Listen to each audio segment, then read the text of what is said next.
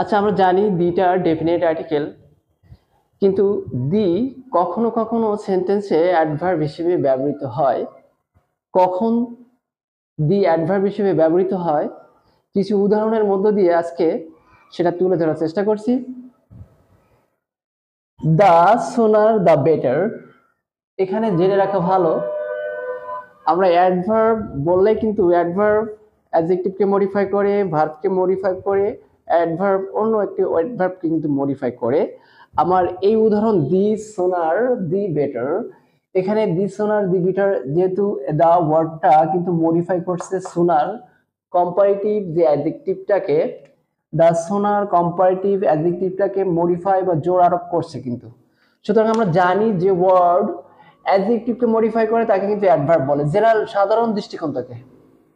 আর আরেকটা বিষয় আছে, কম্পারেটিভ ডিগ্রির পূর্বে যদি কোনো দি বসে সেই দিটা অ্যাডভার্ব হিসেবে ব্যবহৃত হয়, কারণ ওই দি দ্বারা বাই হাউ মাস প্রকাশ করা হয়।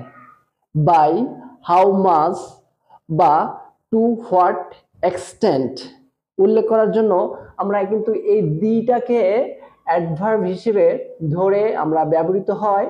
এবং এই দিটা কিন্তু কম্পারেটিভ, এই যে অ্যাডজেক্টিভ রয়েছে কম্পারেটিভ অ্যাডজেক্টিভ কি সোনার দ্য বিটারকে কিন্তু বিশেষিত করছে বা মডিফাই করছে।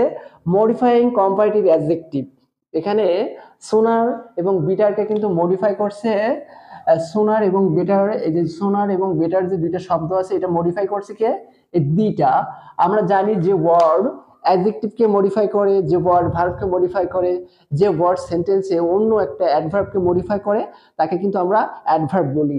এখানে কিন্তু দি ওয়ার্ডটা কম্পারেটিভ ডিগ্রির পূর্বে বসে ওই যে কম্পারেটিভ অ্যাডজেক্টিভকেই কিন্তু মডিফাই করছে, সুতরাং এখানে দি কিন্তু অ্যাডভার্ব হিসেবে ব্যবহৃত হয়েছে।